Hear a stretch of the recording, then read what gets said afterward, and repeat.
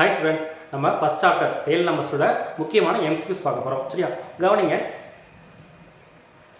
If least prime factor of A is 5 and least prime factor of B is 13, then what is the least prime factor of A plus B? அதாவது A ன்னு ஒரு number இருக்கு. அந்த நம்பரை prime factor பிரிச்சனா அது least prime number 5 கொடுத்துட்டாங்க. சரியா? ஒரு நம்பர் A ன்னு ஒரு நம்பர் இருக்கு. அந்த நம்பரை prime factor பிரிச்சனா அதோட least prime நம்பர் 5. அதே மாதிரி B ன்னு ஒரு நம்பர் இருக்கு. அந்த நம்பர் நான் பிரிச்சேன் அப்படினா அதோட least நம்பர் என்ன இருக்குது? least prime நம்பர் 13 இருக்குது. சரியா? For example, A ன்னு ஒரு நம்பர் இருக்கு. அந்த நம்பர் prime நம்பரை பிரிக்கிறேன். சரியா? சோ இங்க என்ன வேணாலும் வரலாம். இங்க ஒரு நம்பர் வரலாம். இங்க ஒரு prime நம்பர் இருக்கலாம். அதுல வர last prime number least prime number 5 தான். 5 கீயோட prime நம்பர் எதுமே A ல கண்டெய்ன் பண்ணவே இல்ல. சரியா? அதே மாதிரி B இருக்குயா? B அதே மாதிரி பிரிக்கிறேன். சரியா? B அதே மாதிரி prime நம்பர் வந்துச்சுனா அதோட least prime நம்பர் எனக்கு 13 கீழ உள்ள ஒரு prime நம்பர் அதுல கிடையவே கிடையாது. சரியா? இப்படி கேக்குறாங்க. அப்படினா A plus B இந்த ரெண்டு நம்பரை என்ன பண்றேன்? ஆட் பண்றேன். அந்த ஆட் பண்ண நம்பர்ல உள்ள லீஸ்ட் பிரைம் நம்பர் என்னவா இருக்கும் அதான் क्वेश्चन கேக்குறாங்க. சரியா? இது புரிஞ்சது இல்லையா? சோ கவனிங்க. இங்க 5 இருக்கு. 5 க்கு லீஸ்ட் நம்பர் இல்ல அப்படினா இந்த A ல பிரைம் ஃபேக்டர்ஸ்ல 3 வந்திருக்காது 2 வந்திருக்காது. சரியா? அப்ப 2 இல்ல அப்படினா A ங்கிறது கண்டிப்பா ஒரு ஆட் நம்பர். நல்லா கவனிங்க. எல்லா ஈவன் நம்பர்லயும் பிரைம் ஃபேக்டரை பிரிச்சனா 2 ங்கிறது கண்டிப்பா இருந்திருக்கும். சரியா? 2 இருந்துச்சு அப்படினா அதுதான் லீஸ்ட் பிரைம் நம்பரா இருந்திருக்கும். ஆனா A ங்கற இந்த நம்பர்ல 5 தான் லீஸ்ட் பிரைம் நம்பர். அதுக்கு கீழ எதுமே கிடையாதுன்னு சொல்லிட்டாங்க இல்லையா? அப்ப A ங்கிறது கண்டிப்பா ஒரு ஆட் நம்பர். அப்ப A ங்கிறது ஒரு ஆட் நம்பர். அதுக்கு அப்புறம் வருவோம். B நம்பர் இல்லையா? B நம்பர் 13 இருக்கு. 13 தான் லீஸ்ட் பிரைம் நம்பர். 13 கீழ ஒரு பிரைம் நம்பர் கிடையவே கிடையாது. அப்ப அதுலயும் 2 இருந்திருக்காது. 2 இல்ல அப்படினா B ங்கிறது ஒரு ஆட் நம்பர். அப்ப B ங்கிறது அது ஒரு ஆட் நம்பர். ஓகேவா? அடுத்து கவனிங்க. A plus B. A plus B அப்படினா இப்போ ரெண்டுத்தையும் ஆட் பண்ணா ரெண்டு ஆட் நம்பர் ரெண்டுத்தையும் ஆட் பண்ணா கண்டிப்பா என்ன வரும்? ஈவன் நம்பர் தான் வரும். Odd plus odd even number. நீங்க வேணா ஒரு ரெண்டு ஆட் நம்பர் எடுத்து ஆட் பண்ணி பாருங்க. ஃபார் எக்ஸாம்பிள் ஒரு 5 உம் 7 எடுக்கறேன். ஆட் பண்ணா என்ன வரும்? 12 வரும். சரியா? இப்போ ஒரு 11 உம் ஒரு 13 எடுக்கறேன். ஆட் பண்ணா 24 வந்துரும். சரியா? ரெண்டு ஆட் நம்பர் ஆட் பண்ணா கண்டிப்பா எனக்கு கொடுக்கிறது ஒரு ஈவன் நம்பர் தான். Addition of two odd numbers is always even.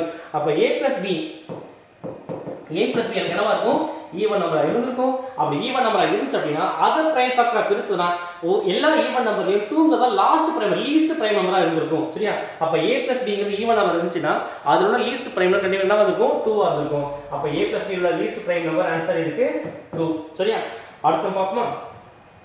கவனிங்க. HCF and LCM of K and K plus 1. HCF and LCM of K and K plus 1. கவனிச்சுக்கோங்க. K plus 1. இப்போ இந்த ரெண்டு நம்பருக்கு நல்லா அப்சர்வ் பண்ணி பாருங்க. இப்போ K அப்படிங்கிறது ஒரு 5 ஆ இருந்துச்சுனா K plus 1 கண்டிப்பா என்னவா இருக்கும்? 6 ஆ இருக்கும். K உம் K plus 1 கண்டிப்பா ரெண்டு அடுத்தடுத்த நம்பர். K 5 ஆ இருந்தா K plus 1 6. உள்ள K 6 ஆ இருந்தா K plus 1 7.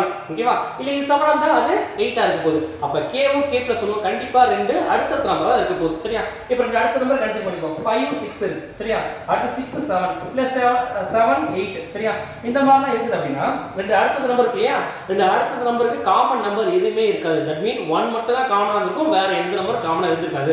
ரெண்டு அடுத்த நம்பருக்கு என்ன இருக்கும்? காமன் நம்பர் 1 மட்டும் தான் இருக்கும். அப்ப K க்கும் K plus 1 HCF என்னவா இருக்கும்? 1 ஆ இருக்கும். HCF of K plus 1 equal to 1. ஓகேவாச்சா? இப்போ ரெண்டு காமன் ஃபேக்டர் எதுவுமே கிடையாது. அது ரெண்டுவும் K plus 1 க்கு 1 தான் HCF ஆ இருந்திருக்கும். அதை LCM பாத்தீங்க அப்படினா K into K plus 1. ஓகேவா? அந்த ரெண்டு நம்பரே தான் இருக்கு. ஏனா K எப்படினா K வை K மட்டும் தான் எழுத முடியும். K plus 1 அப்படியே தான் எழுத முடியும். K plus 1 தான் பிரிச்சு எழுத முடியும். ஏனா வேற எப்படி எழுத முடியாது இல்லையா? அப்படி K plus 1 இல்லையா? அந்த மாதிரி எழுதணும் அப்படினா HCF 1 ஆ இருந்திருக்கும். LCM இது ரெண்டையும் மல்டிப்ளை பண்ண வேண்டியது அப்படியே LCM ஆ வந்திருக்கும். சரியா? அடுத்து two numbers are the ratio 15:11. If the HCF is 13, then the numbers will be அப்படி கேக்குறாங்க. ரெண்டு நம்பர் ரேஷியோல இருக்கு 15:11 அப்படிங்கிற ரேஷியோல இருக்கு. சரியா? அதுல HCF 13 கொடுத்துறாங்க. அப்படினா அந்த நம்பர்ஸ் என்ன கேக்குறாங்க? சரியா? கவனிச்சுக்கோங்க. அந்த நம்பர் அப்ப A equal to 15x ன்னு எடுத்துக்கிறேன். சரியா?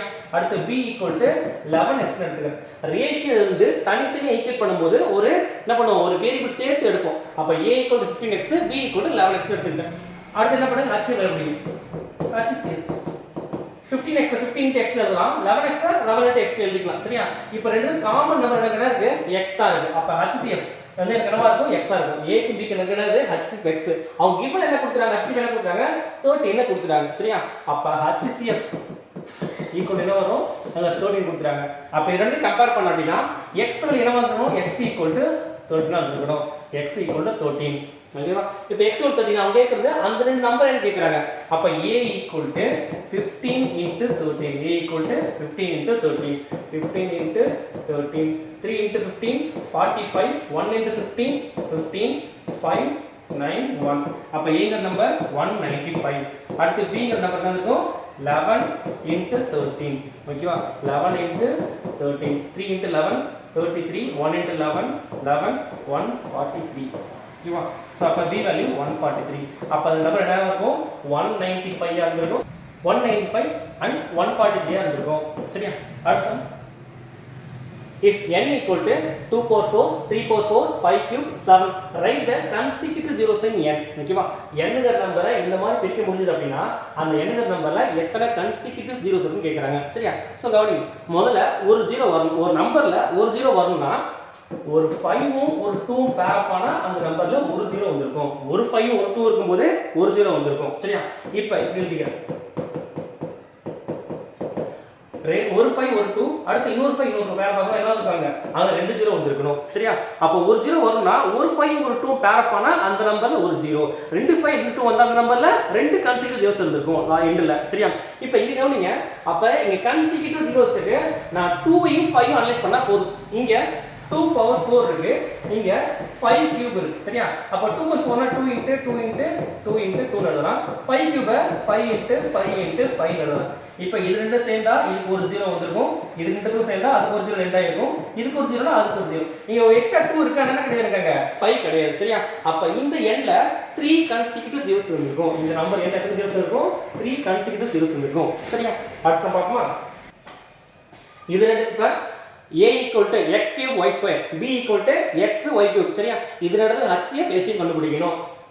a equal to x cube y square, b equal to x y cube. அடுத்து HCF of a b equal to கவனிங்க HCF ரெண்டுலயும் காமன் நம்பர் இருக்கணும். அதுல லீஸ்ட் பவர் இருக்கணும். காமன் நம்பர் இருக்கணும். அதுல லீஸ்ட் பவர் இருக்கணும். காமன் x இருக்கு லீஸ்ட் பவர் x. இங்க காமன் y இருக்குது. அதுல லீஸ்ட் பவர் y ஸ்கொயர். அப்ப HCF என்னன்னா இந்த x y ஸ்கொயரா வந்திருக்கும். அடுத்து LCM காமன் நம்பர் இருக்கணும். அதுல ஹையஸ்ட் பவர் இருக்கணும். காமன் x இருக்கு ஹையஸ்ட் பவர் x கியூப். அடுத்து காமன் y இருக்கு அதுல ஹையஸ்ட் பவர் y கியூப். அப்ப இதான் HCF ஆஃப் a b இருக்கும். சரியா? இன்ட்ரெஸ்டிங்கா மேத்ஸ் கத்துக்கணும் அப்படினா பிரதீப் மேத்ஸ்ங்க இந்த சேனலை சப்ஸ்கிரைப் பண்ணி வச்சுக்கோங்க. உங்க ஃப்ரெண்ட்ஸ்களுக்கு இத ஷேர் பண்ணுங்க. ஓகேவா? Tata bye bye. அடுத்த வீடியோல பார்க்கலாம்.